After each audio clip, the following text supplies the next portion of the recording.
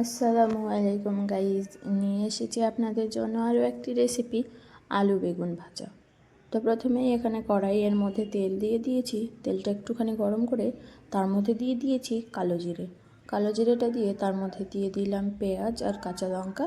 এবার পেঁয়াজ আর কাঁচা লঙ্কাটাকে বেশ ভালোভাবে ভেজে নেব, কিন্তু খুব একটা বেশিও ভাজবো না। তারপর এখানে আলু আর ছোটো ছোটো করে কেটে রাখা বেগুন দিয়ে দিলাম। আলু বেগুনটা একটুখানি নেড়ে নেব। তারপর এর মধ্যে দিয়ে দেব লবণ আর দিয়ে দেব হলুদ। লবণ হলুদটা দিয়েও বেশ খানিকটা নেড়ে নেব।